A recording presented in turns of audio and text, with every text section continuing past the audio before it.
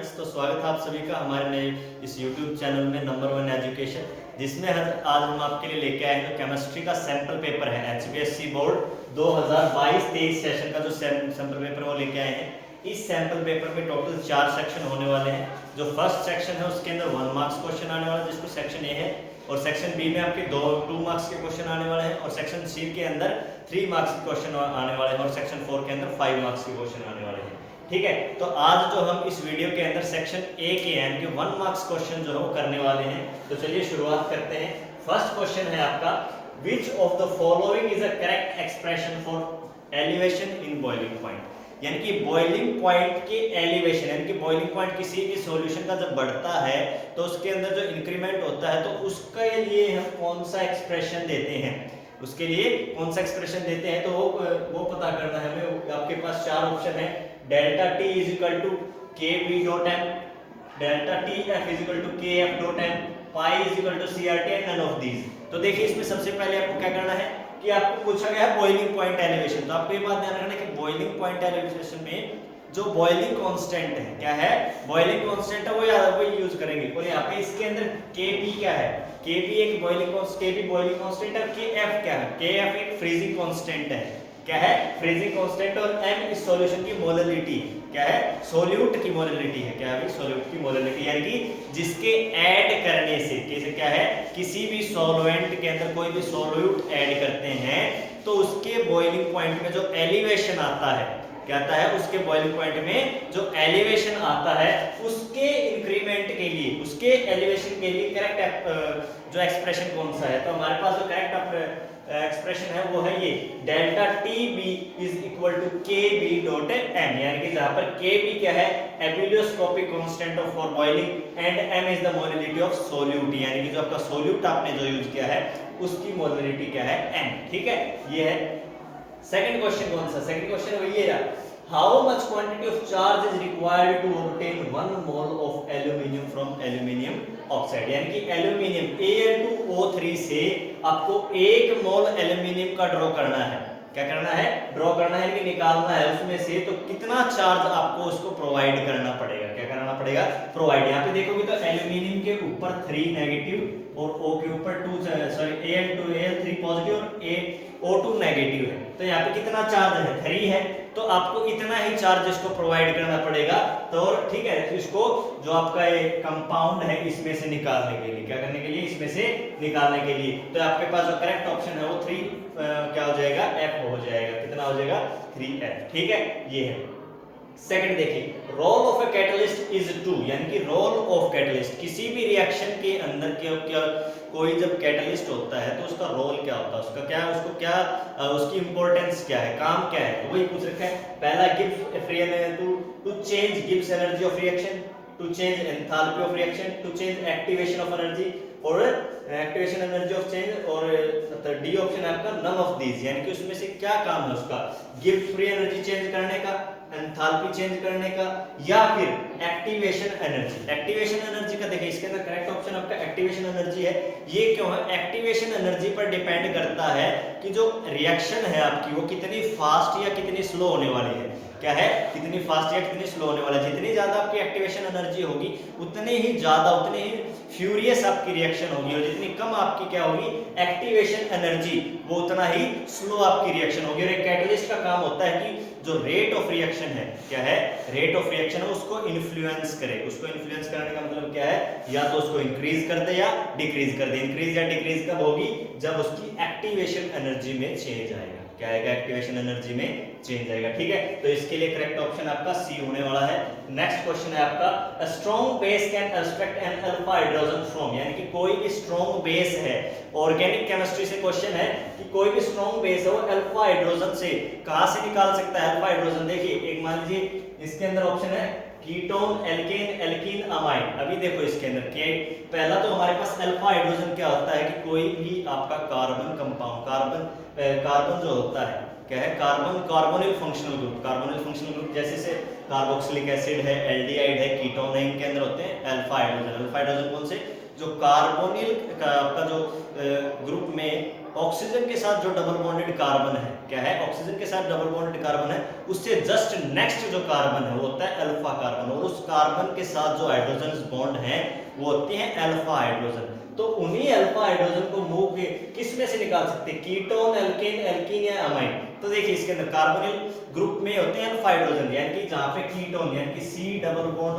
OR, एक तो ये ग्रुप हो, एक ग्रुप हो C डबल बॉन्ड OHR, और एक कौन सा हो C डबल बॉन्ड OH, और ये जो है इनके अंदर अल्फा हाइड्रोजन होते हैं। तो यहाँ पे आपका ऑप्शन सिर्फ एक है कीटोन, तो आपका करेक्ट ऑप्शन कौन सा हो जाएगा, कीटोन, ठीक है, ये है। नेक्स्ट देखिए, which of the following is stored in liver of animals, यानी कि जो आपका लास्ट वाला जो है, लास्ट यानी कि बायोमोलिक्यूल्स चैप्टर जो है उसमें से आया हुआ है, which of the following is stored in liver of animals, यानी कि एनिमल्स के लिवर में कौन सा जो एंजाइम है वो स्टोर्ड होता है, अमाइलोज, सेलुलोज, अमाइलोपेक्टिन और ग्लाइकोजन, यानी कि एनिमल्स के जो लिवर में कौन सा एंजाइम पाया जाता है, ग्लाइकोजन पाया जाता है। कौन सा पाया जाता है, ग्लाइकोजन, यानी ध्यान रखना कि जो बायोमोलिक्यूल्स है उसमें से एक या दो नंबर का क्वेश्चन जरूर आता है, ठीक है।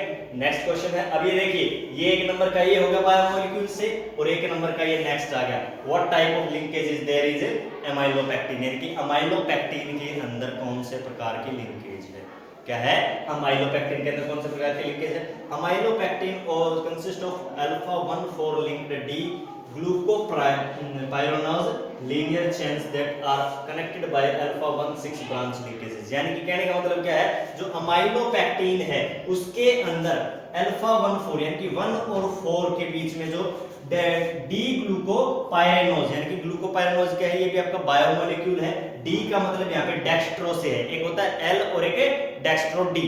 एल कौन सा होता है, जो लेफ्ट रोटेटरी है, और डी है यानी कि जो राइट रोटेटरी है, ठीक है। ये होते हैं ऑप्टिकली एक्टिव, क्या होते हैं, ऑप्टिकली एक्टिव आइसोमर्स, यानी कि डी और एल ये दो आइसोमर के टाइप हैं, डेक्स्ट्रो और लिवो। तो यहाँ पर अमाइलोपेक्टिन के अंदर डी ग्लूकोपायरेनोज पाया जाता है, जो कि क्या आता है, link connected by alpha 1 6 branch linkages, यानी कि इसके अंदर कौन सा लिंकेज पाया जाता है, अल्फा 1 6 ब्रांच लिंकेज पाया जाता है। क्या पाया जाता है, अमाइलोपेक्टिन के अंदर डी ग्लूकोपायरेनोज का जो लीनियर चेन है, क्या है, लीनियर चेन है, वो अल्फा 1 6 ब्रांच लिंकेज के साथ पाया जाता है, ठीक है। ये है, ये देखो इसके अंदर क्या है कि थ्योरी है, थ्योरी आपको पढ़नी पड़ती है, ठीक है। कोई चीज, कई चीजें ऐसी होती है जो समझा सकते हैं, लेकिन कई चीजें हमें खुद से पढ़नी पड़ती हैं। तो ये है आपको पढ़ने वाला क्वेश्चन है, अगर आप पढ़ोगे तभी याद होगा। नेक्स्ट क्वेश्चन देखिए, राइट हॉफमैन ब्रोमामाइड रिएक्शन, एक नंबर में है हॉफमैन ब्रोमामाइड रिएक्शन, यानी कि ऑर्गेनिक केमिस्ट्री का क्वेश्चन है। क्या है देखिए, when an amide is treated with bromine in aqueous और इथेनोलिक सॉल्यूशन ऑफ सोडियम हाइड्रोक्साइड, यानी कि जब हम किसी भी अमाइड को, क्या है, किसी भी अमाइड को हम ब्रोमीन के साथ उस किसी aqueous solution of sodium hydroxide, यानी कि सोडियम हाइड्रोक्साइड का एक्वस सॉल्यूशन के साथ जब ट्रीट करते हैं, degradation of amide take place, यानी कि जो अमाइड है उसका डिग्रेडेशन होके और क्या बन जाएगा, फॉर्मेशन ऑफ प्राइमरी अमाइन, यानी कि प्राइमरी अमाइन बन जाएगा। क्या बन जाएगा, प्राइमरी अमाइन, साथ में सोडियम कार्बोनेट, सोडियम ब्रोमाइड और वाटर, यानी कि ये आपके पास रिएक्शन कौन सी है, हॉफमैन ब्रोमामाइड रिएक्शन है, ठीक है। इसके अंदर क्या होता है, अमाइड का हम ब्रोमीन के साथ जो आपका सोडियम हाइड्रोक्साइड है उसकी एक्वस सॉल्यूशन के प्रेजेंस में रिएक्शन करवाते हैं, जहां पर आपका अमाइड का डिग्रेडेशन होता है। क्या होता है, अमाइड का डिग्रेडेशन होता है, और उसके साथ साथ sodium carbonate plus sodium bromide और वाटर प्रोड्यूस होता है। ये था आपका 7वां क्वेश्चन, हॉफमैन ब्रोमामाइड रिएक्शन, यानी कि 1 नंबर का क्वेश्चन है। 1 नंबर का क्वेश्चन है तो आप इसके अंदर या तो सिर्फ स्टेटमेंट लिख सकते हैं या फिर ये भी लिख सकते हैं, दोनों चल जाएंगे। लेकिन अगर आपके पास 3 नंबर या 2 नंबर का क्वेश्चन आता है तो आपको ये भी और ये भी दोनों लिखने पड़ेंगे, ठीक है। आई बात समझ में, ये अभी देखिए इसके अंदर क्या है, calculate oxidation state of iron in K4FeCN6, यानी कि इसके अंदर आपके पास क्या है, यहाँ पर ये जो थोड़ा सा ब्लर हो रखा है, सॉरी, इसके अंदर आपके पास ऑब्जेक्ट ये जो है कंपाउंड, तो कौन सा है, ये कॉम्प्लेक्स कार्बन कंपाउंड है। इसके अंदर आपको किसकी, Fe की जो है, Fe की क्या करनी है, कैलकुलेट करनी है, सॉरी कैलकुलेट नहीं कर रखी है, यहाँ पे मैं डायरेक्ट बता रहा हूँ।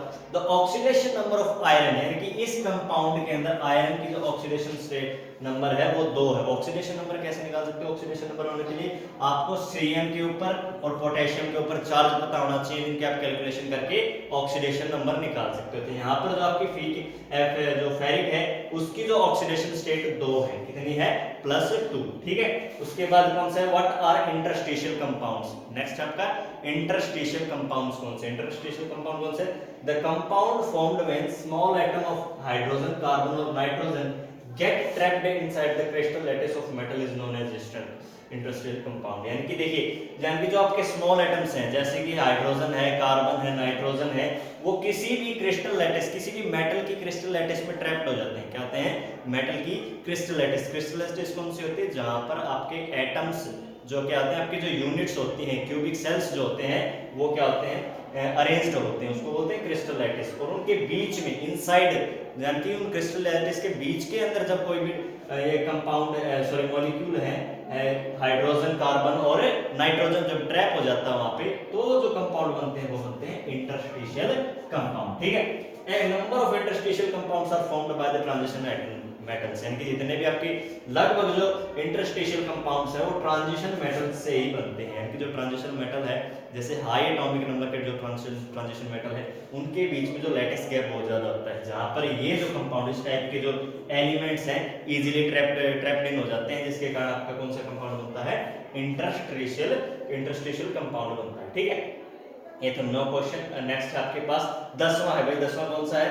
What is a pseudo first order reaction. यानी कि सूडो फर्स्ट ऑर्डर रिएक्शन कौन सी? आपने पढ़ा हुआ है इलेक्ट्रोकेमिस्ट्री के अंदर या केमिकल काइनेटिक्स के अंदर, जिसके अंदर आपके पास रिएक्शंस आते हैं, zero order reaction, first order reaction, second order, half life. तो वहीं से क्वेश्चन आया है pseudo first order reaction.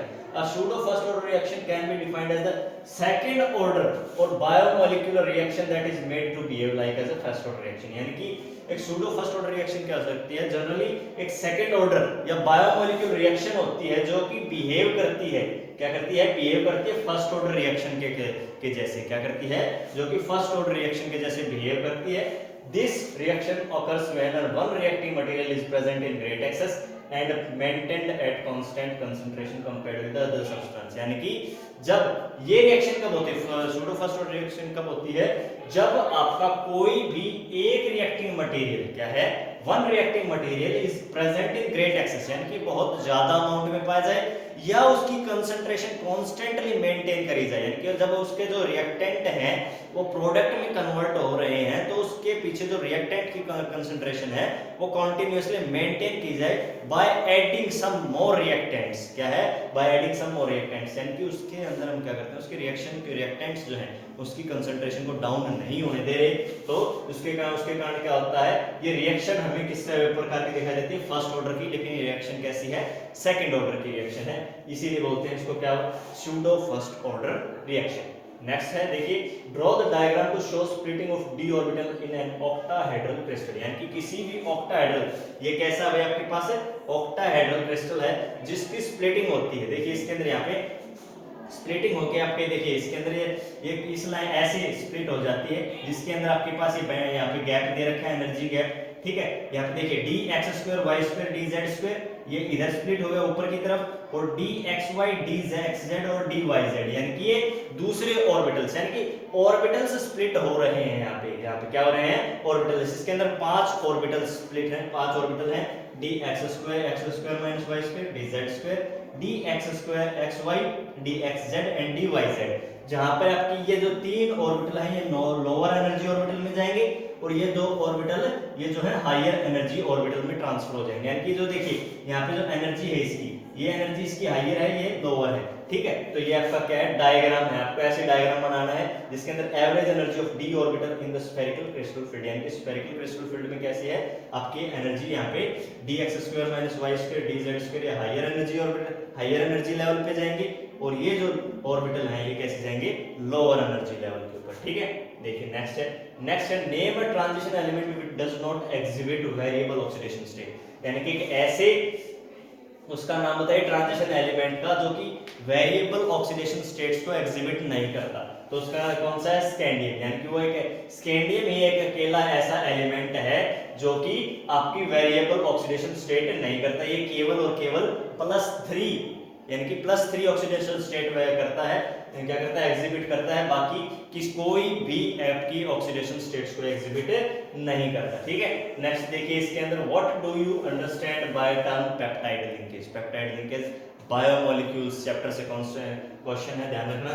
A peptide bond is basically an amide type of covalent chemical bond, यानी कि एक पेप्टाइड लिंकेज कैसा होता है, एक अमाइड टाइप का कोवेलेंट केमिकल लिंकेज होता है। This bond links to consecutive alpha amino acid, यानी कि देखिए इसलिए क्या करता है, ये क्या करता है, ये दो कंसेक्यूटिव अमीनो एसिड को लिंक करता है। क्या करता है, दो अल्फा अमीनो एसिड्स को क्या करता है, कंसेक्यूटिव यानी कि लगातार, जैसे C1 C2 C3 C4 C5 ऐसे ही, and consecutive of one alpha amino acid and nitrogen of there, and this linkage is found along a peptide और प्रोटीन चेन, यानी कि ये लिंकेज कहां पाया जाता है, ये पेप्टाइड या प्रोटीन चेन के अलोंग पाया जाता है। अगला क्वेश्चन है, right one applications of Henry law, यानी कि देखिए हेनरी लॉ कौन से चैप्टर में, वही है सेकंड चैप्टर में है। कौन सा चैप्टर है, सेकंड, सॉल्यूशन है। ठीक है, सॉल्यूशन के अंदर आया है, देखिए हेनरीज लॉ इज रेस्पिरेशन, यानी कि एप्लीकेशन लिखनी सिर्फ एक है, हेनरी लॉ की एप्लीकेशन। या फिर क्वेश्चन में पेपर में आ सकता है कि state Henry law and its application, यानी कि आपको हेनरी लॉ भी बताना है और उसकी एप्लीकेशन, यानी कि लगभग 3 नंबर में आएगा, जिसमें आपको 1 नंबर का हेनरी लॉ बताना है और 2 नंबर की उसकी एप्लीकेशन, यानी कि 2 एप्लीकेशन बतानी है। जैसे अगर आप अगर एक चीज मिस कर देते हो तो आप 1 नंबर को भी मिस कर सकते हैं, ये बात ध्यान रखनी है।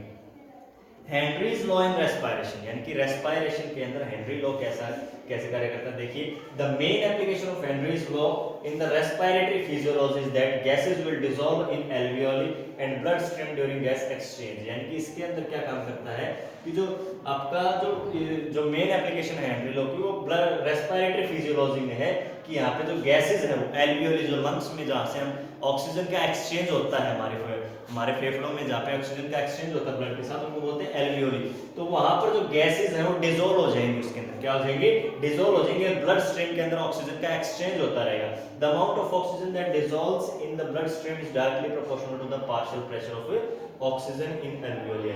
यहाँ पर जो अमाउंट है ऑक्सीजन की वो किसके डायरेक्टली प्रोपोर्शनल है, पार्शियल प्रेशर की, यानी कि क्या है, जितना ज्यादा प्रेशर होगा उतनी ज्यादा ऑक्सीजन डिसॉल्व हो जाएगी। ठीक है, इसीलिए आपके पास क्या होता है, जो कौन से होते हैं, जो डाइवर्स होते हैं, क्यूबा डाइवर्स जिनको आप बोलते हैं, जो डीप सी के अंदर डाइव करते हैं, तो वो सिलेंडर हाई प्रेशर ऑक्सीजन के साथ भरा हुआ सिलेंडर ले जाते हैं, जो कि क्या करते हैं, हाई प्रेशर के साथ ऑक्सीजन को पंप करते हैं, जिसके कारण हमें जो ऑक्सीजन के हमारे बॉडी के अंदर जो है पूर्ति होती है, और हमें जो है क्या होता है, उसके अंदर नंबनेस फील नहीं होती, नर्वसनेस फील नहीं होती। ठीक है, ये है ये आपका। और नेक्स्ट इतने क्वेश्चन थे इसके अंदर, जो सेक्शन ए के अंदर 14 क्वेश्चन थे, जो कि हमने आज कर लिए हैं। कल हम करेंगे सेक्शन बी के अंदर, जिसके अंदर 2 मार्क्स के क्वेश्चन आने वाले हैं।